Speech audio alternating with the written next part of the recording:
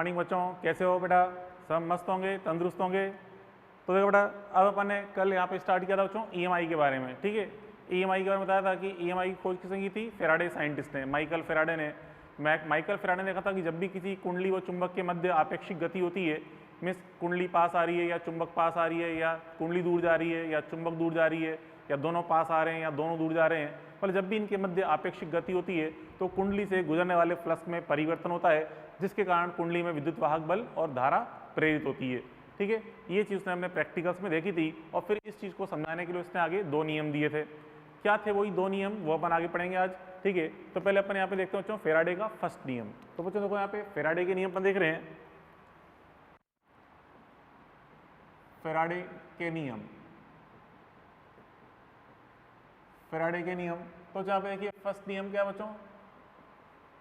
प्रथम नियम, फेराडे का जो फर्स्ट नियम है क्या है? देखिए बच्चों फर्स्ट नियम में सिंपल बताया था कि कुंडली और चुंबक के मध्य आपेक्षिक गति कारण फ्लक्स में परिवर्तन होता है, जिस कारण ई व आई प्रेरित हो जाते हैं। इसका मान कितना होता है वो उसने अगले नियम में बताया था।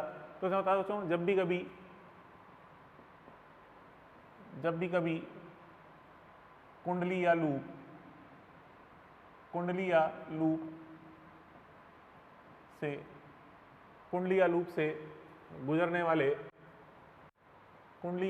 से गुजरने वाले फ्लक्स में परिवर्तन होता है, चुंबकीय फ्लक्स में परिवर्तन होता है, चुंबकीय फ्लक्स में परिवर्तन होता है जब भी कभी कुंडली या लूप से गुजरने वाले चुंबकीय फ्लक्स में परिवर्तन होता है, तो इस कुंडली व लूप में क्या प्राप्त होता है बच्चों? ई। ठीक है, विद्युत वाहक बल स्मॉल ई व धारा आई प्रेरित हो जाती है। ठीक है, जिसे अपन क्या बोलते हैं बच्चों? प्रेरित विद्युत वाहक बल व प्रेरित धारा कहते हैं, जिसे अपन प्रेरित विद्युत वाहक बल और प्रेरित धारा से अपन कहते हैं। ठीक है, ये तो बताया था इसने प्रथम नियम में। फिर सेकंड नियम बच्चों इसने बताया था इसका परिमाण कितना होता है। तो देखिए सेकंड नियम क्या है इसका? सेकंड नियम, ये तो प्रथम नियम हो गया। अब देखिए इसका सेकंड नियम, द्वितीय नियम। तो द्वितीय नियम में इसने बताया था कि यहाँ पे जो प्रेरित ई का मान है ये d phi upon D t के समानुपाती होता है, मतलब rate of change in flux के, मतलब किस दर से फ्लक्स में परिवर्तन हो रहा है उस फ्लक्स में परिवर्तन की दर के समानुपाती होता है। मतलब बच्चों अगर इसको हम कुंडली को, चुंबक को तेजी से पास लाएंगे तो ई का मान ज़्यादा आएगा, और धीरे धीरे लेके आएंगे तो अंदर ई का मान कम प्राप्त होगा। ठीक है, मतलब ई का जो मान है प्रेरित ई का मान फाई में परिवर्तन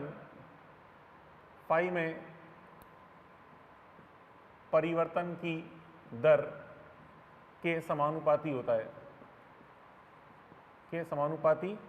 है।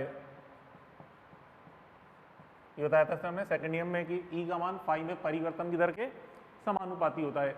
मतलब ये बताया बच्चों उसने कि ई समानुपाती क्या है? ई समानुपाती d phi upon D T. ये बताया इसने अपने फेराडे के नियम में, सेकंड नियम में ई समानुपाती d phi upon D t. फिर बच्चों इसमें आगे लेंज साइंटिस्ट ने थोड़ा सा आगे मॉडिफाई किया। इसने कहा कि यहाँ पे जो प्रेरित ई व आई की दिशा होती है वो इस प्रकार से होती है कि वह अपने ही उत्पन्न होने के कारणों का विरोध करती है। अर्थात उसने यहाँ पे इस सूत्र को थोड़ा सा मॉडिफाई किया। उसने यूँ कहा कि ई बराबर होता है minus of D phi upon D T. ठीक है, मतलब माइनस का चिन्ह आगे लगा दिया। किसने बच्चों? लेंज साइंटिस्ट ने। तो ई समानुपाती d phi upon D t किसने बताया था? ये तो फेराडे के नियम, ये तो फेराडे का नियम हो गया, ये तो फेराडे का सेकंड नियम हो गया। जबकि E is equal to d phi minus d phi upon D t बोलते हैं फेराडे प्लस लेंज का नियम। क्योंकि बच्चों यहाँ पे माइनस चिन्ह किसने लगाया था? लेंज साइंटिस्ट ने। ये माइनस चिन्ह दिया था बच्चों, लेंज ने दिया था, ये गिवन बाय लेंज।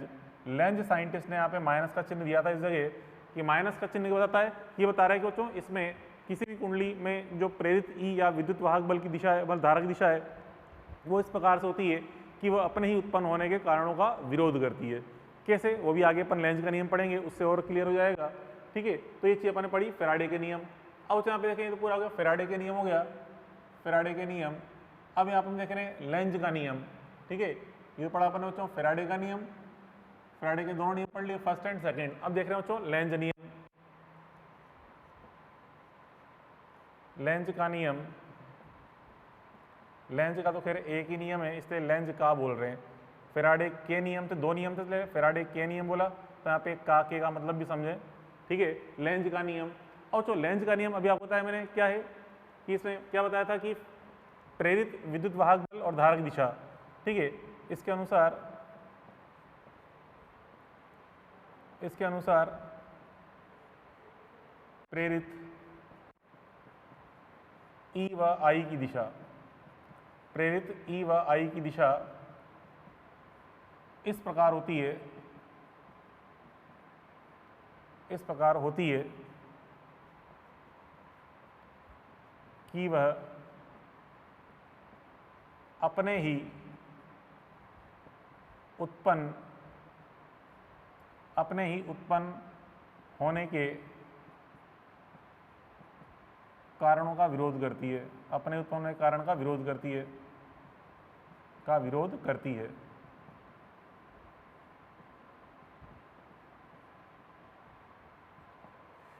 क्या मतलब इस चीज का?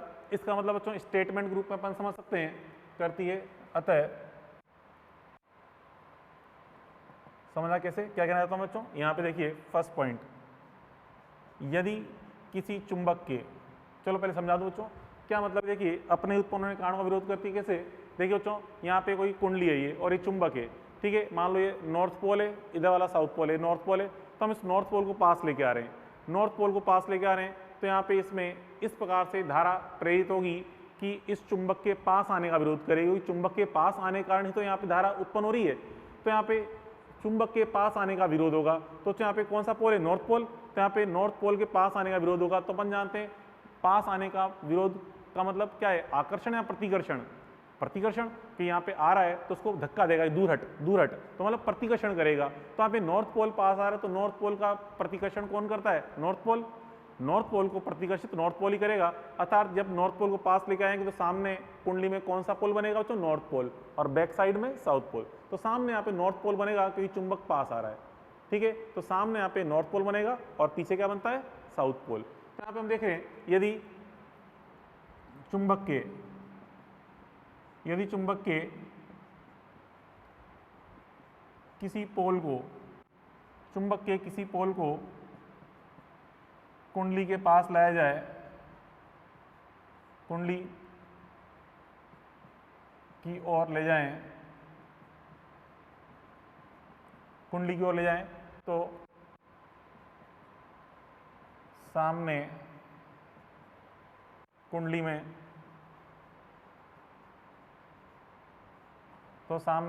में समान पोल प्रेरित होता है, तथा पीछे की तरफ विपरीत पोल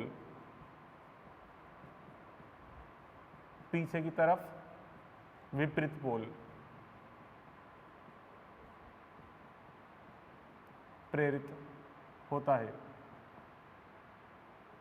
ठीक है, ये चीज अपन देख ली। अब जो चुंबक को पास ला रहे हैं, पास लेके आ रहे हैं किसी नॉर्थ पोल को, सामने नॉर्थ पोल बनेगा और पीछे क्या बन जाएगा कुंडली में, साउथ पोल बन जाएगा। ऐसे ही अगर मान लो दूर ले आते हैं, जैसे ये चुंबक है, अब ये नॉर्थ पोल को हम दूर ले आ रहे हैं, नॉर्थ पोल को यहाँ से दूर ले जाएंगे तो अब यहाँ पे ऐसा पोल बनेगा कि नॉर्थ के दूर जाने का विरोध करेगा, अर्थात बुलाएगा आजा बेटा आजा, मतलब आकर्षित करेगा। तो जो नॉर्थ पोल के दूर जाने का विरोध हो रहा है, मतलब आकर्षित कर रहा है, तो बताइए नॉर्थ पोल को आकर्षित कौन करेगा, साउथ पोल, ठीक है, अर्थात यहाँ पे सामने कौन सा पोल बनेगा, साउथ पोल, और पीछे कौन सा बनेगा फिर, नॉर्थ पोल। तो यहाँ से हम देखते हैं कि यदि चुंबक के, तो सेकंड पॉइंट का यहाँ पे सेकंड पॉइंट अपन देखें, सेकंड पॉइंट, यदि चुंबक के किसी पोल को कुंडली से दूर ले जाएं, कुंडली से दूर ले जाएं तो सामने, तो जो सामने कुंडली, तो सामने कुंडली के विपरीत पोल, कुंडली के समान पोल, ठीक है। तो हमने कहा तो सामने कुंडली के समान पोल पे होगा, ठीक है। यदि चुंबक के किसी पोल को कुंडली की ओर ले जाया जाए तो सामने कुंडली के सामने, ठीक है, तो सामने कुंडली में, तो सामने कुंडली में समान पोल प्रेरित होगा। तो दूर ले तो सामने कुंडली में, कुंडली में विपरीत पोल, विपरीत पोल प्रेरित होता है तथा पीछे की तरफ समान पोल, पीछे की तरफ समान पोल प्रेरित होगा, ठीक है। ये चीज अपन देख ली। कैसे बच्चों, डायग्राम की अभी समझाई थी आपको मैंने, फिर भी चलो बनाते हैं डायग्राम। क्या कहना चाहता हूं मैं, देखिए इस तरह से बच्चों, यहाँ पे ये नॉर्थ पोल है, ये देखो अब मैग्नेट को गति करा रहे हैं अपन इस तरह से, ये मैग्नेट है, ये एन पोल, ये एस पोल, हम इसको इस प्रकार से गति करा रहे हैं इस दिशा में। यहाँ पे सामने ये कुंडली है, ठीक है, कुंडली है, इसको हम पास लेके आ रहे हैं, इसको हम यहाँ पे पास लेके आ रहे हैं इस तरह से, ठीक है। तो देखिए यहाँ पे सामने कौन सा पोल बनेगा, यहाँ पे नॉर्थ पोल को पास लेके आ रहे हैं तो सामने कौन सा पोल बनेगा बच्चों, इधर एन पोल, यहाँ पे एन पोल और यहाँ पे एस पोल प्रेरित होगा, ठीक है। ये क्या होगा बच्चों, प्रेरित पोल,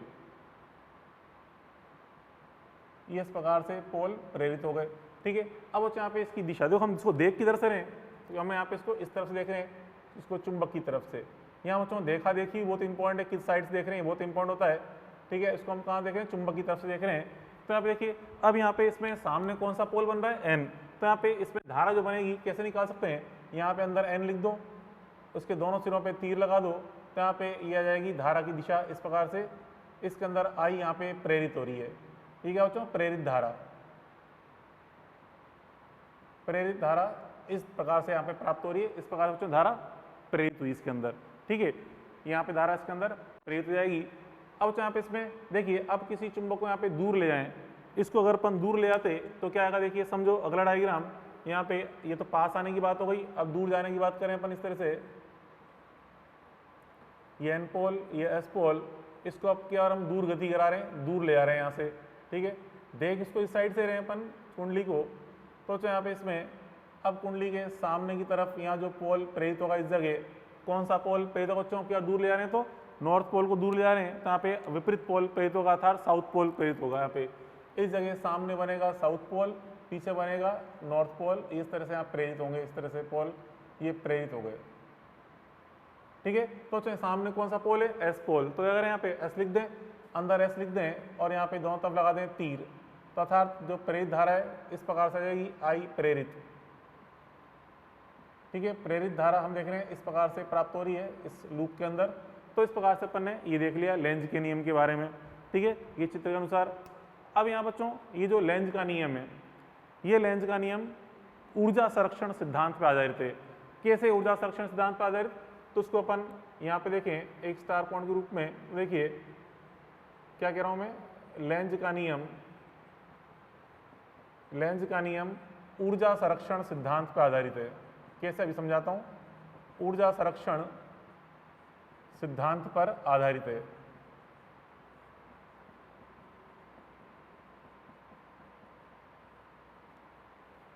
लेंज का नियम ऊर्जा संरक्षण सिद्धांत पर आधारित है। क्या मीनिंग है बच्चों इस स्टेटमेंट का, समझो। इसका मीनिंग ये कि देखिए बच्चों यहाँ पे हम देख रहे हैं नॉर्थ पोल को पास लेके आ रहे हैं, इस चुंबक इसको तो मैंने फिक्स कर रखा है, यहाँ से पकड़ के लेके आ रहा हूँ मैं मैग्नेट को, इसको पास लेके आ रहा हूँ, तो सामने कौन सा पोल बना बच्चों, नॉर्थ। अब ये नॉर्थ पोल जो बन रहा है, इस नॉर्थ पोल का विरोध करेगा, अर्थात मेरे पास आने का विरोध करेगा। तो मुझे जोर लगेगा बेटा, ताकत लानी पड़ेगी इसको यहाँ लाने में, क्योंकि एन पोल इस एन पोल का विरोध कर रहा है, तो मुझे यहाँ पे लाने में जोर आएगा, अर्थात मुझे यहाँ पे बल लगाना पड़ेगा इधर लाने के लिए, ठीक है, इस दिशा में इसको ले जाने के लिए बल लगाना पड़ेगा, अर्थात हमें यहाँ पे कार्य करना पड़ेगा, ठीक है। तो उसको यहाँ ले जाने के लिए हमें कार्य करना पड़ेगा। तो ये जो कार्य हम कर रहे हैं, हमारे द्वारा जो ये किया गया यांत्रिक कार्य है, यही यांत्रिक कार्य, हम जानते हैं जो कार्य एक ऊर्जा का रूप होता है और ऊर्जा को ना तो नष्ट कर सकते हैं ना उत्पन्न कर सकते हैं। तो ये जो कार्य हम कर रहे हैं मैग्नेटो गति कराने में, यही कार्य यहाँ पे इसके अंदर विद्युत ऊर्जा के रूप में परिवर्तित हो रहा है, अर्थात विद्युत वाहक बल, विद्युत धारा यहाँ पे प्रेरित हो रही है, जो कि फिर आगे जिसके कारण हम देखते हैं यहाँ पे लूप गर्म हो जाता है, अर्थात इसमें ऊष्मा उत्पन्न होती है।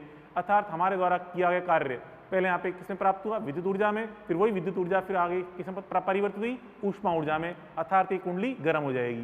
ठीक है, तो यहाँ पे हम देखा लेंज का नियम ऊर्जा संरक्षण पे आधारित है। सेम बच्चों ऐसे यहाँ भी है। अब इस नॉर्थ पोल को आप यहाँ से दूर ले आओगे तो यहाँ पे साउथ पोल बनेगा, जो कि इसको आकर्षित करेगा। अर्थात जब मैं इसको दूर ले आ रहा हूँ तो ये आकर्षण कर रहा है, अर्थात मुझे दूर ले आने में फिर जोर आ रहा है, फिर बल लगाना पड़ रहा है दूर ले आने के लिए, अर्थात मुझे वापस कार्य करना पड़ रहा है। तो यही किया गया यांत्रिक कार्य किसमें परिवर्तित होगा बच्चों, इसमें विद्युत ऊर्जा के रूप में प्राप्त होगा, अर्थात ऊष्मा ऊर्जा के रूप में आगे परिवर्तित होगा फिर। ठीक है, तो हमने क्या देखा, लेंज का नियम ऊर्जा संरक्षण सिद्धांत पर आधारित है, क्योंकि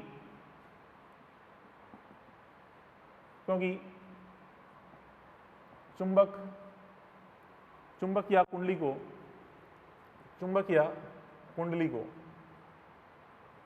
क्योंकि यहाँ तो गति चुंबक को करा रहे हैं, मैं कह रहा हूँ तो चुंबक को गति मत कराओ, चुंबक को फिक्स रहने दो, कुंडली को गति कराओ तो भी ये घटना घटित होगी। मतलब कैसे, ये एन पोल है, यहाँ पे कुंडली को अगर अपन पास लेके आते, कुंडली को पास लेके आएंगे तो भी यहाँ पे क्या बनेगा, वही एन पोल समान पोल बनेगा। तो चुंबक या कुंडली को गति कराने पर, चुंबक या कुंडली को गति कराने में हमारे द्वारा किया गया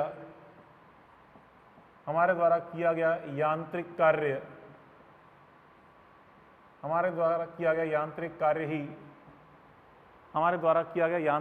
ही कुंडली में विद्युत ऊर्जा के रूप में प्राप्त होता है, जो कि कुंडली पर ऊष्मा के रूप में, ऊष्मा ऊर्जा के रूप में प्रकट होता है, ऊष्मा ऊर्जा के रूप में प्रकट होता है, ऊष्मा ऊर्जा के रूप में प्रकट होता है। ठीक है, इसमें क्या बोलते हैं बच्चों, प्रेरित ऊष्मा बोलते हैं, प्रेरित ऊष्मा। ठीक है, इसमें क्या बोलते हैं बच्चों, प्रेरित ऊष्मा कहते हैं, प्रेरित ऊष्मा। ठीक है, प्रेरित ऊष्मा कहते हैं, जिसका मान, इसमें क्या बोलते हैं बच्चों, प्रेरित ऊष्मा, जिसका मान,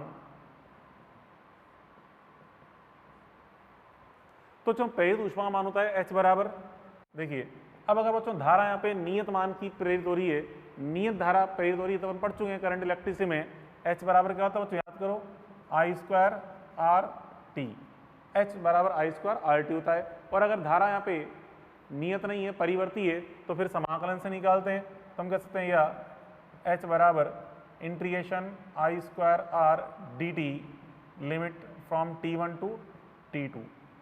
ठीक है, जिसका मान ये होता है, जिसे हम क्या बोलते हैं, प्रेरित ऊष्मा कहते हैं। इसका मान क्या होता है, H बराबर I² RT, या कहते हैं H बराबर integration I² R dt, limit लगा देंगे T1 से T2 तक।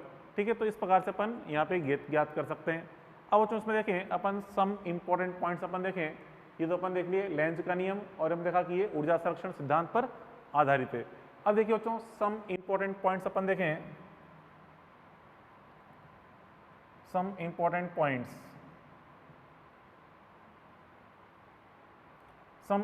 पॉइंट्स, अब यहाँ पे 3-4 पॉइंट्स अपन समझते हैं, 4-5 पॉइंट्स। तो देखिए फर्स्ट पॉइंट अपन देखने आ रहे हैं बच्चों, यहाँ पे यदि बच्चों लूप ओपन है, मतलब समझ रहा हूँ मैं, जब कुंडली चुंबक को गति करा रहे हैं तो इसमें क्या बन रहा है, विद्युत वाहक बल प्रेरित हो रहा है, जिसके कारण धारा प्राप्त हो रही है। ठीक है, तो जो धारा हम जानते हैं हमेशा एक बंद लूप में प्रवाहित होती है, बंद लूप में प्रवाहित होती है। अगर लूप यहाँ पे खुला है तो विद्युत वाहक बल तो प्रेरित हो जाएगा, परंतु धारा उसमें प्रवाहित नहीं हो पाएगी, क्योंकि धारा प्रवाह के लिए पाथ कैसा होना चाहिए, पथ होना चाहिए बंद, मतलब क्लोज पथ होना चाहिए। अर्थात यहाँ पे क्लोज लूप होना चाहिए, लेकिन अगर लूप ओपन है तो धारा प्राप्त नहीं हो पाएगी। तो यहाँ पे कहना चाहता हूँ बच्चों, यदि लूप खुला है, यदि लूप खुला है तो इसमें ई तो प्रेरित होगा, परंतु आई नहीं। विद्युत वाहक बल तो प्रेरित होगा, परंतु धारा इसके अंदर प्रेरित नहीं हो पाएगी। धारा जो प्रेरित होती है किसमें होती है बच्चों? बंद लूप में ही प्रवाहित हो पाती है। क्या मतलब बच्चा, क्या मतलब इसका? देखिए यहाँ पे जैसे कि क्या कहना चाहता हूँ मैं, यहाँ पे समझें, इस प्रकार बच्चों लूप है, इस प्रकार से लूप है, खुला लूप है, मतलब यहाँ से कटा हुआ लूप है, ठीक है, क्लोज लूप में नहीं है, क्लोज लूप फॉर्म में नहीं है।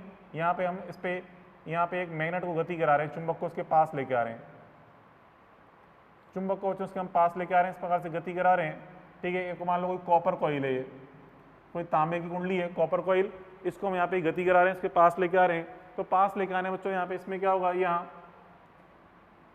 हियर ई प्रेरित ई का जो मान है ये तो क्या है, नॉट इक्वल टू जीरो। प्रेरित ई का मान क्या होता है यहाँ पे, नॉट इक्वल टू जीरो है, ठीक है। मतलब ई यहाँ पे, ई का मान यहाँ पे प्रेरित हो रहा है, ठीक है, परंतु धारा आई कितनी बच्चों, जीरो, परंतु प्रेरित आई बराबर क्या होगा, जीरो। धारा का मान यहाँ पे जीरो प्राप्त होगा। ये तो पढ़ने पढ़ लिया बच्चों फर्स्ट पॉइंट ग्रुप में, ठीक है, आई बस में। अब यहाँ पे देखिए अगला पॉइंट अपन देखें, 4-5 पॉइंट अपन को समझने हैं।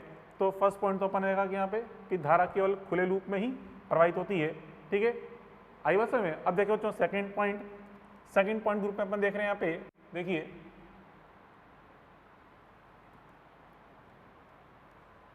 अच्छा तो अपन लिखा ही नहीं ईएमआई के बारे में।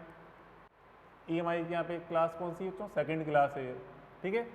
ईएमआई की क्लास नंबर सेकंड अपन पढ़ रहे हैं और लेक्चर नंबर कितना हो गया यहाँ पे, 76, ठीक है। EMI class second and lecture number 76।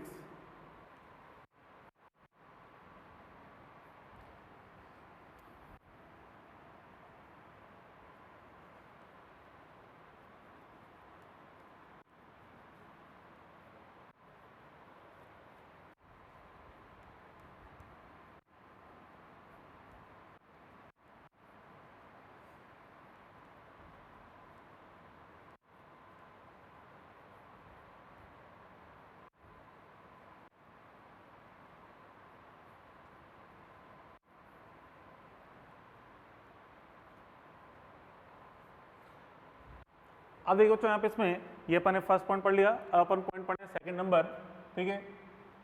Second point क्या बच्चों, देखो यहाँ पे इस लूप के अंदर कोई भी क्लोज लूप है, मतलब चलो मान लो कुंडली क्लोज है। अब क्लोज लूप है बच्चों, तो हम जानते हैं इसके अंदर प्रेरित ई का मान जो है ये कुंडली की जो प्रकृति है, मतलब प्रतिरोध वगैरह है, उस पर डिपेंड नहीं करता, प्रतिरोध पर डिपेंड नहीं करता। किस पे डिपेंड करता है, केवल बच्चों वेग में, मतलब एक तरह से फ्लक्स में परिवर्तन की दर पे डिपेंड करता है ई का मान। केवल कुंडली का प्रतिरोध कितना है उस पर डिपेंड नहीं करता। तो हम कह सकते हैं प्रेरित ई का मान कुंडली की प्रकृति, मतलब प्रतिरोध पर निर्भर नहीं करता।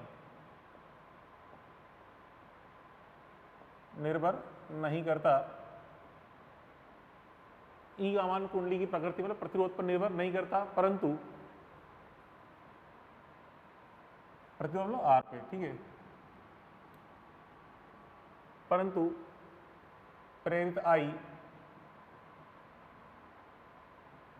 आई बराबर क्या बच्चों यहाँ पे ई अपॉन आर। प्रेरित आई बराबर ई अपॉन आर, ठीक है, मतलब आई समानुपाती क्या बच्चों यहाँ पे 1 अपॉन आर। आई समानुपाती 1 अपॉन आर। आर क्या बच्चों यहाँ पे कुंडली निकाय का नेट प्रतिरोध, कुंडली निकाय का नेट प्रतिरोध है, ठीक है। अगर खाली कुंडली है तो कोई दिक्कत नहीं, कुंडली का प्रतिरोध। अगर कुंडली मान लो कोई अमीटर भी लगा रखा है आपने, कोई एक्स्ट्रा प्रतिरोध भी लगा रखा है, तो उसका नेट प्रतिरोध आएगा, वो नेट प्रतिरोध यहाँ पे आर है, ठीक है। देखिए क्या मतलब बच्चों इसका, इस लाइन का? देखिए यहाँ पे अपन एक 3 डायग्राम बनाए। ये फर्स्ट डायग्राम में ये मान लो कॉपर कुंडली है, ये अपन इसको v वेग से गति करा रहे हैं, v वेलोसिटी से, ठीक है। यहाँ बच्चों एक कॉपर कॉइल है, ये कॉपर कॉइल। सेकंड केस में यहाँ पे इसको हम गति करा रहे हैं चुंबक को, दूसरी कॉइल यहाँ पे मान लो जर्मेनियम की है, ठीक है। जर्मेनियम की कॉइल है, जर्मेनियम बच्चों अर्धचालक है। यहाँ पे जर्मेनियम क्या होता है? अर्धचालक, ठीक है। जर्मेनियम कॉइल, जर्मेनियम अर्धचालक होता है, ठीक है। ये तो बच्चों क्या है? कॉपर कॉइल, मतलब ये तो चालक है, चालक। और यहाँ पे जर्मेनियम का बच्चों अर्धचालक होता है, अर्धचालक सेमीकंडक्टर। मतलब इसकी चालकता कम होती है, इसकी चालकता ज़्यादा होती है, ठीक है। अर्थात इसका प्रतिरोध, इसकी चालकता इसकी ज़्यादा होती है, अर्थात प्रतिरोध कम होता है। इसकी चालकता कम होती है, अर्थात प्रतिरोध ज़्यादा होता है। तो यहाँ से हम देखेंगे बच्चों, इसमें जो विद्युत वाहक बल प्रेरित होंगे, मतलब इस प्रकार से देखिए, आप इसको यहाँ पे नॉर्थ पोल को पास लेके आ रहे हो, नॉर्थ पोल बनेगा, मतलब इसके अंदर धारा इस प्रकार से प्रेरित होगी I, ठीक है। इसको अपन ने I1 बोल दिया मान लो। इसके अंदर यहाँ पे धारा जो प्रेरित हो रही है, इसको अपन ने बोल दिया यहाँ पे I2, ठीक है। इसको अपन ने बोल दिया I2। यहाँ बच्चों दोनों कुंडलियों की साइज वगैरह सेम है, सब कुछ सेम है, बस यहाँ पे मान लो एक कॉपर कॉइल है और एक जर्मेनियम है, पदार्थ अलग अलग है, बाकी सारी चीज़ें सेम है, हर चीज़ सेम है पदार्थ के अलावा, ठीक है। तो यहाँ पे हम देखो बच्चों, इसमें यहाँ E2 एंड E1, ठीक है। E1 बराबर क्या होगा? सेम। E1 बराबर E2 बराबर क्या होगा? सेम। दोनों में समान विद्युत वाहक बल प्रेरित होगा, क्योंकि पदार्थ पे डिपेंड करता नहीं हो, बाकी सारी चीजें अपन ने सेम ली हैं, ठीक है। परंतु प्रतिरोध R1 लेस देन R2, तो इसका प्रतिरोध कम होगा, चालक का प्रतिरोध कम होता है। R1 लेस देन R2 के कारण क्या जाएगा बच्चों? I1 is greater than I2, I1 is greater than I2 प्राप्त होगा आपको। क्लियर? तो ये अपन ने सेकंड पॉइंट समझा कि I का मान प्रतिरोध R पे डिपेंड करता है, परंतु E का मान प्रतिरोध R पे डिपेंड नहीं करता, ठीक है। उसके बाद फिर अपन देखें third number point number third. देखिए थर्ड नंबर बच्चों पॉइंट यहाँ पे जो बताता है कि E का जो मान है कुंडली और चुंबक के मध्य आपेक्षिक गति पे डिपेंड करता है, मतलब वेग पर, सापेक्ष वेग पे डिपेंड करता है, किस वेग से कुंडली या चुंबक एक दूसरे के पास आ रहे हैं। तो देखिए E का मान कुंडली व चुंबक के मध्य, चुंबक व कुंडली के मध्य सापेक्ष वेग के समानुपाती होता है, सापेक्ष वेग के समानुपाती होता है, सापेक्ष वेग के समानुपाती होता है। E का मान चुंबक व कुंडली के मध्य सापेक्ष वेग के समानुपाती होता है। किस प्रकार से बच्चों सापेक्ष वेग के समानुपाती होता है? देखिए यहाँ पे क्या मतलब है, इसके लिए चलो अपन 3 डायग्राम बनाते हैं। तीनों डायग्राम में केवल वेग ही अलग अलग है, बाकी सारी कंडीशन सेम है, मतलब समान पदार्थ है, समान कुंडली है, समान चुंबक है। इस प्रकार से देखिए ये SN, इस बच्चों यहाँ पे इसको V वेग से गति करा रहे हैं, और ये विराम अवस्था में कुंडली है, रेस्ट कंडीशन में, रेस्ट मतलब विराम अवस्था में कॉपर कॉइल है ये, ठीक है, कॉपर कॉइल है विराम अवस्था में। सेकंड डायग्राम में देखिए बच्चों क्या है यहाँ पे, अब क्या आ रही है, चुंबक यहाँ पे रेस्ट कंडीशन में, कॉइल को हम गति करा रहे हैं, ठीक है। ये जो कॉपर कॉइल है इसको हम गति करा रहे हैं, इस प्रकार से इसको गति करा रहे हैं V वेग से, ठीक है। बिल्कुल वही सेम डायग्राम, सब कुछ सेम है, मतलब यहाँ पे बिल्कुल सेंटर से लिया गया ये चित्र, यहाँ पे सेंटर से देखिए इस प्रकार से। अब क्या बच्चों यहाँ पे इसको गति करा रहे हैं V वेग से, ठीक है, वही कॉपर कॉइल है, कॉपर कॉइल, ठीक है। और थर्ड डायग्राम में बच्चों दोनों को गति कराई जा रही है V/2 वेग से। ये SN इसको गति करा रहे हैं V/2 वेग से, ठीक है। और सामने ये जो कॉइल है इसको हम पास लेके आ रहे हैं V/2 वेग से। तो इस प्रकार बच्चों देखिए यहाँ भी कॉपर कॉइल है। तीनों डायग्राम में अपन ने सब कुछ सेम लिया है, वेलोसिटी अलग अलग ले रखी है इस प्रकार से। अब देखिए फर्स्ट डायग्राम में यहाँ पे देखिए इनके बीच की दूरी घट रही है किस वेग से, v वेग से। यहाँ भी बीच की दूरी घट रही है v वेग से, यहाँ भी इनके बीच की दूरी घट रही है v वेग से, क्योंकि v/2 ऐड हो जाएंगे, v बन जाएगा। तो तीनों ही केस में सापेक्ष वेग के मान क्या बच्चों, समान है, v के बराबर है। ठीक है, तो यहाँ पे तीनों ही केस में सापेक्ष वेग के मान समान प्राप्त हो रहे हैं, अर्थात यहाँ पे जो इसके अंदर जो धारा प्राप्त हो रही है, देखिए इसके अंदर वही n पोल यहाँ बनेगा, तो यहाँ पे इसके अंदर I1 प्रेरित होगी, इसके अंदर मान लो यहाँ पे I2 प्रेरित हो रही है, इसके अंदर I2, और यहाँ पे इसके अंदर I3 प्रेरित हो रही है, I3। तो I1 I2 I3 तीनों क्या होंगे बच्चों, यहाँ पे समान होंगे। तो यहाँ पे हम देखें समझ आएगा, कह रहा हूँ मैं, देखिए इधर यहाँ सापेक्ष वेग जो है v1 समानुपाती, मतलब v1 बराबर v2 बराबर v3 बराबर क्या होगा बच्चों, v होगा, मतलब तीनों में सापेक्ष वेग समान है। ठीक है, इसलिए बच्चों यहाँ पे क्या जाएगा, E1 बराबर E2 बराबर E3 तथा I1 बराबर I2 बराबर I3।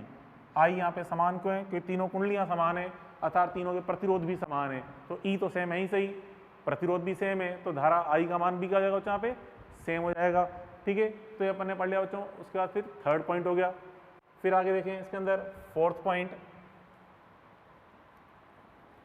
देखिए फोर्थ पॉइंट में आप अपन समझेंगे, ये तो देखिए फर्स्ट पॉइंट तो अपन ने समझा कि ओपन कुंडली है, तो उस केस में ई का मान तो प्राप्त होता है लेकिन धारा 0 होती है। ठीक है, सेकंड पॉइंट में अपन ने देखा कि यहाँ पे इसमें जो ई का मान है ये आर पे डिपेंड नहीं करता प्रतिरोध पे, परंतु धारा का मान प्रतिरोध पे डिपेंड करता है, ई आई समानुपाती 1/r। ठीक है, फिर तीसरे अपन ने देखा कि ई का जो मान है वो सापेक्ष वेग के समानुपाती है, मतलब जितना हाई स्पीड से कुंडली और चुंबक को पास लेके आएंगे या दूर लेके जाएंगे तो उसमें उतना ही उच्च मान में धारा और विद्युत वाहक बल प्रेरित होंगे। ठीक है, अब यहाँ पे इसमें देखें नेक्स्ट पॉइंट, फोर्थ पॉइंट, अगर बच्चों यहाँ पे इसमें फाई का मान अगर नियत है, फ्लक्स का मान अगर नियत है, कुंडली से गुजरने वाला फ्लक्स सदैव नियत है, तो उस अवस्था में d∅/dt 0 होगा, अर्थात E का मान कितना आएगा, 0, क्योंकि E बराबर क्या होता है -d∅/dt। फ्लक्स का अगर कांस्टेंट है तो अवकलन 0 हो जाएगा, अर्थात E का मान 0 हो जाएगा। तो देखिए फोर्थ पॉइंट आपसे कहना चाहता हूँ मैं कि यदि फाई बराबर नियत, यदि बच्चों फाई का मान नियत है तो यहाँ से हम देखें d∅/dt का जाएगा 0, d∅/dt बराबर 0, तो दिस इंप्लाइज E बराबर -d∅/dt क्या बनेगा बच्चों, 0 होगा। E का मान 0 जाएगा, इसलिए धारा भी क्या जाएगी 0। ठीक है, E बराबर 0 and I equal to E/R होता है, ये भी क्या जाएगा 0। मतलब फ्लक्स का मान अगर कांस्टेंट है, तो E भी 0 आ रहा है एंड I का मान भी क्या आ रहा है 0। कैसे, चलो डायग्राम के थ्रू अपन समझें इसको। जैसे कि बच्चों मान लीजिए इस प्रकार से ये कोई चुंबक है, ये ठीक है, ये S पोल, ये N पोल, ये चुंबक है। ठीक है, और यहाँ पे इस जगह ये कुंडली है, ये चुंबक के आगे यहाँ सामने कुंडली रखी। अब यहाँ पे इस चुंबक को देखिए, इस चुंबक की जो बल रेखाएं होंगी, इस चुंबक की बल रेखाएं कैसी होंगी अपन जानते हैं, नॉर्थ पोल से बल रेखाएं निकलती हैं। ठीक है, इस प्रकार से अपन समझ सकते हैं बल रेखाएं इसकी।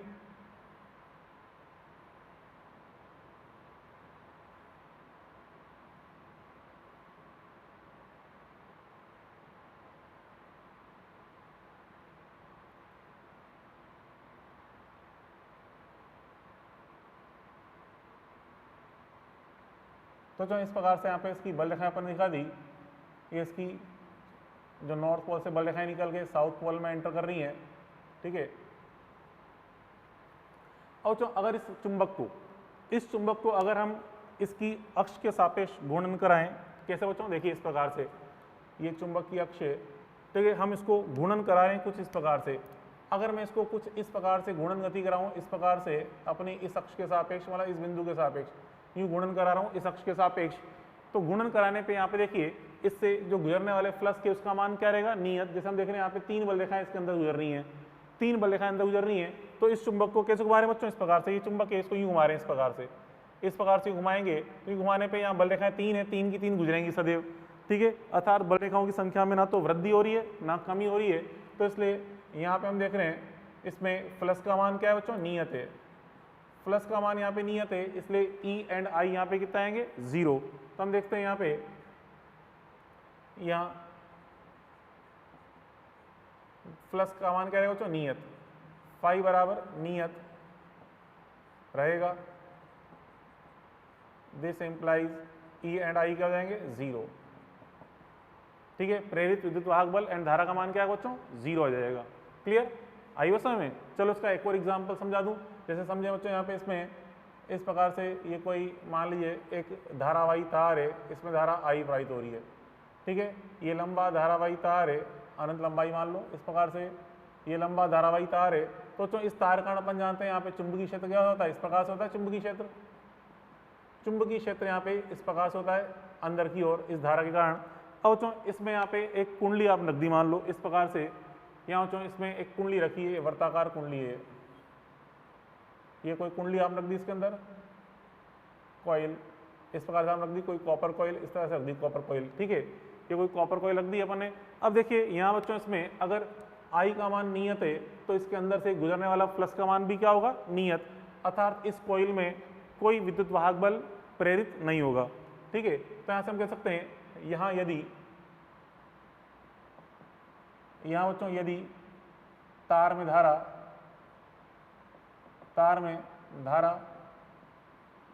स्मॉल आई बराबर नियत, तो यहाँ जो अंदर वाला चुंबकीय क्षेत्र है इनवर्ड बी वेक्टर बराबर भी क्या होगा, नियत। ये अंदर वाला चुंबकीय क्षेत्र नियत होगा, अतः फाई का मान क्या आएगा बच्चों, नियत। कुंडली से गुजरने वाला फ्लक्स भी नियत आएगा, और फ्लक्स नियत है तो इसलिए बच्चों यहाँ पे ई एंड आई क्या जाएंगे 0, E and capital I is equal to 0, मतलब इसमें कोई विद्युत वाहक बल और कोई धारा प्रेरित नहीं होगी, ठीक है। प्रेरित ई एंड आई क्या होंगे बच्चों 0, ठीक है। इसलिए बच्चों प्रेरित ई एंड आई 0, प्रेरित ई एंड आई का मान 0 हो जाएगा। इस लूप में कोई विद्युत वाहक बल कोई धारा प्रेरित नहीं होगी, ये अपन ने देख लिया। और यहाँ पे देखिए इस 4th पॉइंट में एक नोट के रूप में अगर अपन देखें, एक नोट के रूप में अभी तो अपन ने इस कुंडली को, इस चुंबक को ऐसे रोटेट किया था बच्चों। मान लिए इस चुंबक को ऐसे रोटेट ना करें, हम कुछ इस प्रकार से रोटेट करें। देखिए ये चुंबक है, इसको हम इस अक्ष के सापेक्ष घुमा रहे हैं, इस अक्ष के सापेक्ष, इस अक्ष के सापेक्ष घूर्णन गति कराएं, इस अक्ष के सापेक्ष घूर्णन कराएं तो, और यहाँ पे फिर जो कुंडली है, अब इस कुंडली से गुजरने वाले फ्लक्स में लगातार परिवर्तन होगा। अब यहाँ बच्चों इस कुंडली से गुजरने वाले फ्लक्स में लगातार परिवर्तन होगा, ठीक है, आवर्ती रूप से लगातार परिवर्तन होगा। तो यहाँ पे इस कंडीशन में परिवर्तन क्यों बच्चों, देखो वही बल रेखा जो आपको समझाई थी, ये बल रेखा बच्चों इस प्रकार से अपन दिखा रखी है, ये बल रेखा है। तो इसकी जो चुंबक की बल रेखा है कुछ इस प्रकार से, यहीं से बल रेखा है।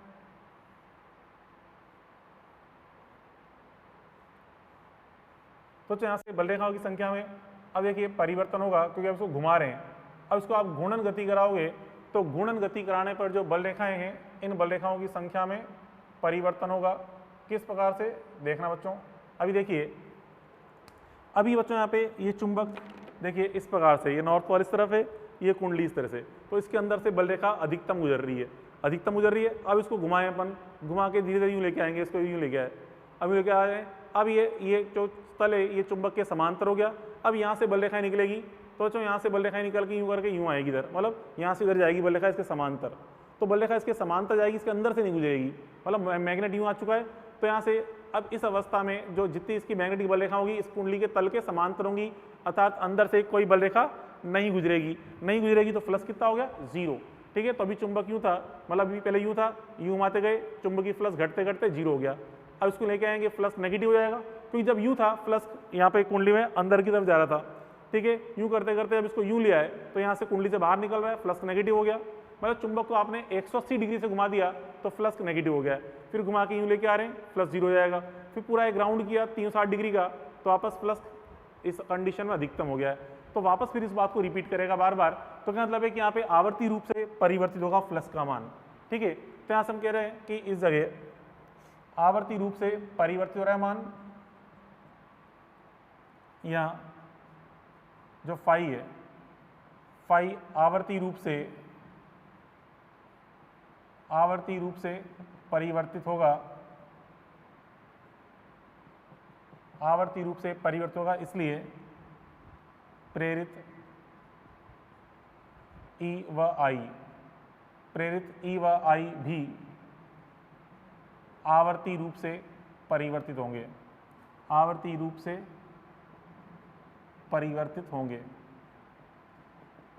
कैसे, चलो समझा दूं इसका मान, वैसे तो हम आगे पढ़ेंगे, आवर्ती ईएमआई एक पॉइंट आएगा उसमें, उसको अपन डिटेल में समझेंगे, फिर भी हल्का सा आपको हिंट दे दूं। जैसे बच्चों यहाँ पे हम जानते हैं फाई का मान क्या होता है बच्चों, फाई का मान here phi is equal to क्या होता है बच्चों, phi is equal to, phi is equal to होता है, अगर ये पहले हम बोलते हैं N B A cos theta, phi बराबर N B A cos theta.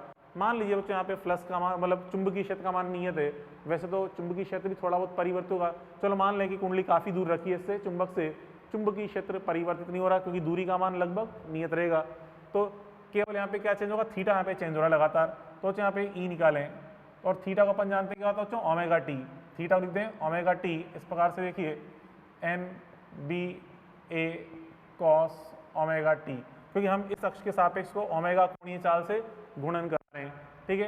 अब बच्चों यहाँ पे ई इज इक्वल टू क्या होता है बच्चों, minus of D phi upon D t, E is equal to होता है minus d phi upon D t, इसका अगर अपन करें अवकलन तो यहाँ पे देखिए माइनस एन बी ए तो कांस्टेंट है, ठीक है, कॉस का अवकलन, कॉस का अवकलन क्या हो जाएगा बच्चों, माइनस साइन ओमेगा टी, परंतु अंदर जो ओमेगा टी है इसके गुणनफल से एक्स्ट्रा मल्टीप्लाई करना पड़ेगा अवकलन से, ओमेगा टी का अवकलन क्या बनेगा, ओमेगा, इससे एक्स्ट्रा गुणा कर दिया तो क्या बन गया बच्चों, ई का मान, ये आ गया, ई का मान आ गया, प्लस हो जाएगा N B A omega, N B A omega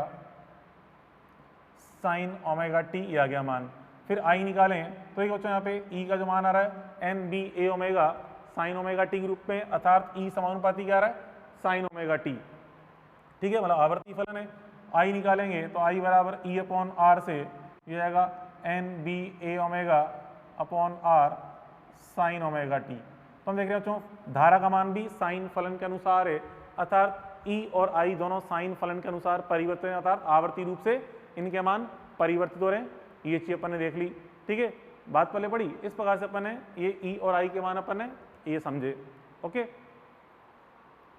अब बच्चों इस पे देखो नेक्स्ट पॉइंट अपन समझे, प्रेरित राशियां में जो चुंबक और कुंडली की आपेक्षिक गति हो रही है उसमें कुंडली में कौन कौन सी राशियां प्रेरित होती हैं वो अपन देखने जा रहे हैं। तो नेक्स्ट टॉपिक बच्चों प्रेरित राशियां,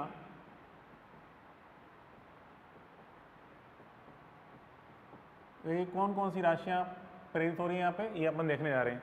देखिए फर्स्ट पॉइंट अपन देखें यहाँ पे, फर्स्ट पॉइंट प्रेरित ई, ठीक है, प्रेरित विद्युत बल की बात करें, प्रेरित ई क्या होता है, प्रेरित विद्युत बल E is equal to minus of D phi upon D T, अपन जानते हैं, ठीक है, किसी कुंडली से गुजरने वाले फ्लक्स में परिवर्तन की दर के मान के बराबर होता है, E is equal to minus d phi upon D T. तो अगर मान लो आपको ग्राफ दे रखा है फाई और टी के मध्य, तो हम ये लिखते हैं ई बराबर माइनस इंटू स्लोप, ठीक है, slope of phi t graph,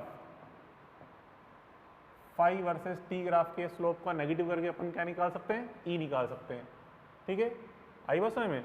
अब बच्चों अगर ई का औसत मान आपसे पूछ ले, ई एवरेज, तो ई एवरेज अगर आपसे पूछ लिया जाए तो ई एवरेज इक्वल टू क्या कर देंगे, डी फाई की जगह रख देंगे del phi upon del t, del phi upon del t, या कहते हैं minus of phi two minus phi one upon t two minus t one, t two minus t one को चाहो तो डेल्टा टी रख दो, कोई दिक्कत नहीं है, ठीक है, या टी बोलते हैं, चलो लगा समय डेल्टा टी क्या है, लगा समय, डेल्टा फाई क्या है, फाई फ्लक्स से परिवर्तन, और डेल्टा टी क्या बच्चों, लगा समय, फ्लक्स परिवर्तन होने में लगा समय, ठीक है, ये अपन बोल सकते हैं।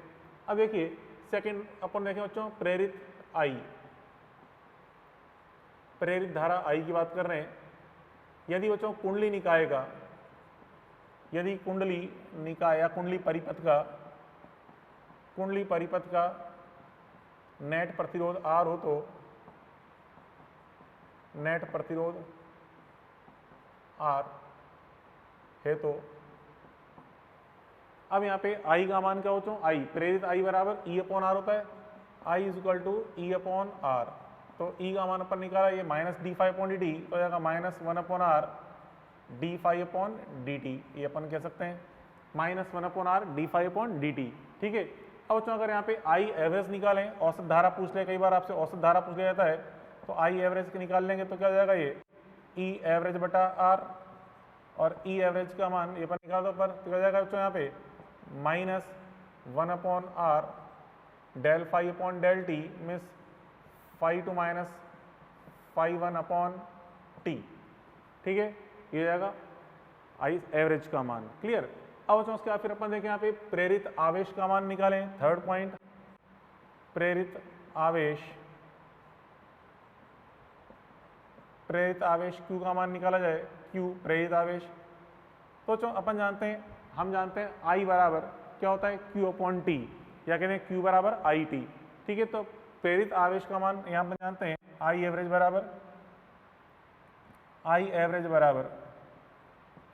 बराबर Q अपॉन टी, उपरोक्त समीकरण में रखें, उपरोक्त समीकरण में रखने पर क्या जाएगा, देखिए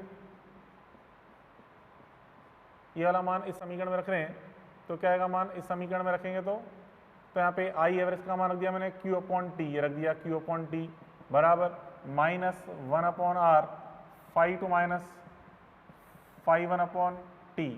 तो यहाँ पे टी से टी कट जाएगा, ये टी से टी कट गया तो कितना आ गया यहाँ पे Q बराबर क्या जाएगा, Q बराबर five two minus five one upon R, Q बराबर ये आ गया बच्चों minus of five two minus five one upon R. ये रिजल्ट आपको प्राप्त हुआ आवेश का मान। ठीक है, प्रेरित आवेश का मान। तो बच्चों ये तो प्रेरित आवेश का मान होगा, तो हम देख रहे हैं इस आवेश का मान किस पे डिपेंड नहीं कर रहा, समय पर। ठीक है, मतलब प्रेरित आवेश का मान केवल फ्लक्स प्रारंभिक और अंतिम स्थितियों पे डिपेंड करता है, कितना फ्लक्स गुजर रहा है, और कुंडली के प्रतिरोध आर पे। ठीक है, इस पे डिपेंड करता है, इस बात पे निर्भर नहीं करता कि कुंडली को या चुंबक को किस वेग से पास लाया जा रहा है। ठीक है, तो हम देख रहे हैं इज इक्वल टू आपेक्षिक वेग पर निर्भर नहीं, आपेक्षिक वेग पर निर्भर नहीं, आपेक्षिक वेग पर निर्भर नहीं करता। किसका मान बच्चों, प्रेरित आवेश का मान आपेक्षिक वेग पर निर्भर नहीं करता, केवल किस पर डिपेंड कर रहा है, कुंडली और चुंबक की प्रारंभिक व अंतिम स्थितियों पर डिपेंड करता है, तथा कुंडली के प्रतिरोध आर पर डिपेंड करता है। ठीक है, ये चीज अपन देख ली प्रेरित आवेश का मान। उसके बाद देखिए फोर्थ पॉइंट प्रेरित ऊष्मा, प्रेरित ऊष्मा कैपिटल H। ये तो खैर अभी थोड़ी देर पहले आपको समझाया था मैंने। H का मान क्या होता है बच्चों, H बराबर आई स्क्वायर आर टी भी हो सकता है यदि I कांस्टेंट है, यदि I बराबर नियत, मतलब प्रेरित धारा नियत आपको प्राप्त हो रही है, यदि प्रेरित I बराबर नियत, यदि प्रेरित धारा बच्चों नियत है तो यह मान प्राप्त होगा। और अगर H धारा परिवर्तित है, H बराबर करेंगे T1 से T2 लिमिट लगाएंगे आई स्क्वायर आर डी टी ये करेंगे। ठीक है, यदि प्रेरित धारा कैसी है बच्चों, परिवर्तित है, मतलब वेरिएबल है। ठीक है, परिवर्ती है मतलब वेरिएबल फॉर्म में, तो फिर हम यहाँ पे समाकलन से निकालते हैं H का मान। तो अपन ने देखिए प्रेरित राशियाँ। ठीक है, ये प्रेरित ऊष्मा होगी। एक और राशि है पांचवी प्रेरित राशि, जिसे बोलते हैं प्रेरित विद्युत क्षेत्र, वो आपको मैं बाद में समझाऊंगा। ठीक है, उसको अभी नहीं समझना, लास्ट में समझेंगे या चैप्टर खत्म करेंगे वो समझाऊंगा प्रेरित विद्युत क्षेत्र के बारे में। ठीक है, ये तीन चार राशि देख लिए अपन ने, प्रेरित विद्युत वाहक बल, प्रेरित धारा, प्रेरित आवेश एंड प्रेरित ऊष्मा।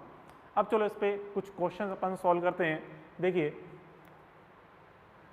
दो तीन क्वेश्चन आज सॉल्व कर लेते हैं, बाकी इसको फिर आगे कल पढ़ेंगे अपन टॉपिक को, और भी कल भी क्वेश्चन सॉल्व करेंगे इस पे। देखिए बच्चों यहाँ पे अपन देखें एग्जाम्पल नंबर 1, एग्जाम्पल नंबर 1 देखिए। एग्जाम्पल नंबर 1 में बच्चों आपसे कह रहा है कि एक कुंडली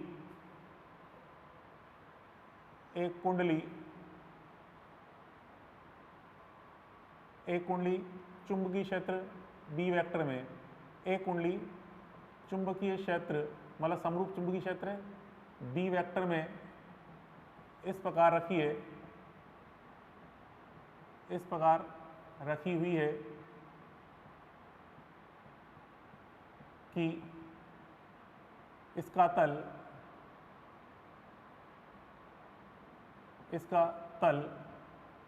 बी वेक्टर के लंबवत है, बी वेक्टर के लंबवत है, इसका तल बी वेक्टर के लंबवत है। तो जो कुंडली से, तो कुंडली में प्रेरित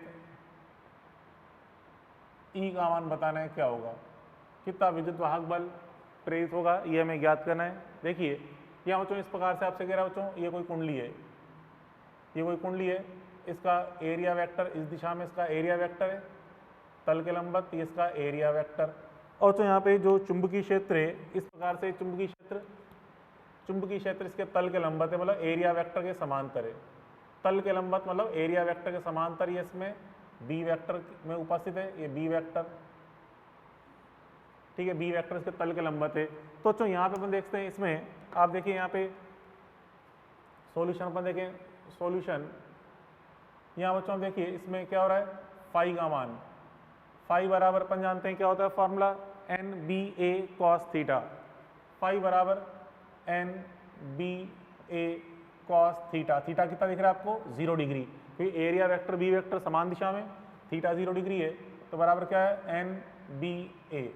ना तो यहाँ पे घेरों की संख्या चेंज हो रही है, ना यहाँ पे चुंबकीय क्षेत्र चेंज हो रहा है, क्योंकि चुंबकीय क्षेत्र भी समरूपी है, और एरिया कुछ नहीं कहा अपन समरूपी मान रहे हैं, चुंबकीय क्षेत्र समरूप है, ठीक है, ना तो एन चेंज हो रहा है, ना ए चेंज हो रहा है, ना एरिया, तो बराबर क्या बच्चों यहाँ पे नियत है, नियत है। तो बच्चों इसलिए d phi upon D t, इसलिए ई बराबर अपन जानते हैं minus d phi upon D t से क्या हो जाएगा बच्चों 0, क्यों, क्योंकि फ्लक्स का मान नियत है और नियत राशि का अवकलन क्या होता है 0, तो ई बराबर क्या हो जाएगा 0 हो जाएगा, ठीक है। एग्जाम्पल नंबर 2, या चलो इसी में नोट डाल के देख लें, एक नोट के रूप में, एक नोट के रूप में देख लें। अगर आपसे कहा जाए कि उपरोक्त क्वेश्चन में इस कुंडली को हम 180 डिग्री से रोटेट कर दें, समझो, मतलब क्वेश्चन ही एक तरह से नोट के रूप में लिख रहे हैं। उपरोक्त चित्र में यदि कुंडली को टी समय में 180 डिग्री से घुमा दिया जाए या घुमा दें, तो ई एवरेज, तो प्रेरित ई एवरेज का मान बताना है क्या होगा, मतलब इस कुंडली में कितना औसत विद्युत वाहक बल प्रेरित होगा, ये हमें ज्ञात करना है, ई एवरेज का मान। तो चलो देखो यहाँ पे हम देखें ई एवरेज बराबर क्या होता है, ई एवरेज बराबर ये लिखते हैं अपन माइनस डेल्टा फाई अपॉन, ये लिखा था अपन ने, ई बराबर minus of phi two minus phi 1 upon t, ठीक है। अब यहाँ पे देखिए एक बार एंगल 0 डिग्री है, एक बार 180 डिग्री है, तो यहाँ पे बच्चों अंत में एंगल कितना हो जाएगा 180 डिग्री, अंत में एंगल 180 डिग्री जाएगा, तो फाई 2 वाला हो जाएगा, देखिए N B A cos 180 degree minus N B A cos 0 degree divide by t. बच्चों कॉस 180 का मान क्या होता है -1, और यहाँ पे इसको इसका मान 1 है, तो ये -1 और ये माइनस की वजह से -1 हो गया, तो -1 क्या हो गया -2, और आगे बाहर लग रहा है यहाँ पे चिन्ह किसका माइनस का, तो +2 बन जाएगा। तो आएगा बच्चों ये जाएगा equal to twice of N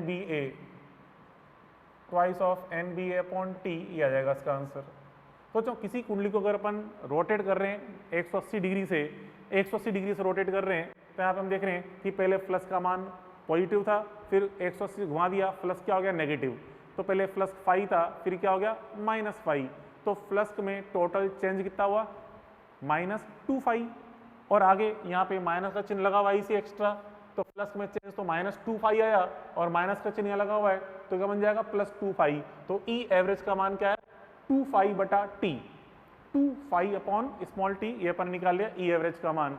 और अगर धारा पूछ ले तो आई बराबर ई एवरेज अपॉन टी कर सकते हैं, तो औसत धारा भी निकल जाएगी, ठीक है। अब बच्चों देखो एग्जाम्पल नंबर 2 कह रहा है, यदि किसी ओपन कुंडली यदि किसी ओपन कॉइल मतलब खुली कुंडली का प्रतिरोध, किसी कुंडली ओपन कुंडली का प्रतिरोध R बराबर, ओपन कुंडली का बच्चों जो प्रतिरोध दे रखा है आपको 0.5 ओम दिया हुआ है, 0.5 ओम है, तथा इससे गुजरने वाला फ्लक्स, इससे गुजरने वाला फ्लक्स फाई बराबर 2t square minus 4t plus 1 weber के अनुसार परिवर्तित होता है, वेबर अनुसार परिवर्तित होता है। तो t बराबर 3 पर, t बराबर 3 सेकंड पर, t बराबर 3 सेकंड पर इसमें प्रेरित E एंड I के मान बताने क्या होंगे। ठीक है, प्रेरित E एंड I के मान बताने क्या होंगे। चलो लिखते हैं प्रेरित I ज्ञात करना क्या होगा। इसमें प्रेरित I ज्ञात करना है क्या होगा, t बराबर 3 सेकंड पर। तो चलो देखिए सिंपल सा क्वेश्चन है, समझें। अब यहाँ पे आप बस इतना दिमाग लगाइए, तो क्या बोला है ओपन कॉइल, यहाँ पे इसको दिमाग में अंडरलाइन कर लें, ओपन कॉइल। जब भी आप अभी आप समझाया था मैंने, कुंडली अगर ओपन है, खुली कुंडली है, तो उसमें धारा प्रवाहित होगी नहीं थी, विद्युत वाहक बल तो प्रेरित हो जाएगा, परंतु यहाँ पे I का मान कितना आएगा 0। तो चलो पहले अपन देखें E बराबर क्या होता है minus d phi upon D T, तो यहाँ पे माइनस अवकलन कर दे इसका 4t, ठीक है, इसका अवकलन -4 और 1 का अवकलन तो क्या 0 हो जाएगा। ठीक है, इसका हो गया 4t, ये हो गया -4। अब यहाँ पे 4 कॉमन निकाल लो तो क्या जाएगा ये माइनस का 4 t माइनस 1। अब t का मान कितना दे रखा है बच्चों आपको, यहाँ पे t का मान आपको यहाँ पे 3 दे रखा है, t का मान 3 रख देंगे, तो 3 रखने पर क्या हो गया बच्चों यहाँ पे माइनस का 8 वोल्ट हो जाएगा। ये 3 में से क्या 2 तो हो गया माइनस का 8 वोल्ट। ठीक है, तो t बराबर यहाँ पे 3 रखने पे आ गया -8 वोल्ट। ये आप देखें, यह इसमें परिमाण अगर अपन, अब जो E का मान आ गया -8 वोल्ट, ये मान आपको प्राप्त हो गया। क्लियर। अब देखिए I बराबर, ठीक है, बट I बराबर कितना होगा 0। क्यों? क्योंकि ओपन कॉइल है, क्योंकि बच्चों ओपन कॉइल, कुंडली ओपन है, इसलिए I का मान 0 हो जाएगा। हाँ, अगर एक नोट के रूप में देख लें, यदि बच्चों कुंडली क्लोज होती, यदि कुंडली क्लोज्ड है, यदि कुंडली क्लोज्ड है या कुछ नहीं दिया जाए तो क्लोज ही मानते हैं, कुछ नहीं कहा जाए मतलब यहाँ पे ये लिखता नहीं ओपन लिखता, यदि किसी कोइल का प्रतियोगिता बोल दे तो कुछ नहीं कहा जाए तो कुंडली को आपको क्लोज मानना है। ठीक है, कुंडली क्लोज मानना है। यदि कुंडली क्लोज है तो यहाँ पे बच्चों इस केस में अब I बराबर कैसे निकालेंगे, E अपॉन R से। तो E अपॉन R कर देंगे तो E का मान -8, R का मान 0.5, तो कितना आ गया ये माइनस का 16 एम्पियर।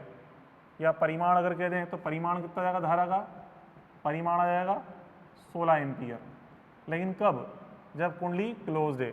ओपन कुंडली है तो उस केस में तो I कितना आएगा बच्चों 0, और क्लोज है तो I का मान 16 एम्पियर परिमाण के रूप में आ गया। ये अपन देख लिया। ठीक है बच्चों, तो चलो खैर आज के लिए इतना वो थे, बाकी इस पे प्रेरित राशियों पे कल अपन और क्वेश्चन सॉल्व करते हैं। ठीक है, चलो कल मिलते हैं, गुड बाय।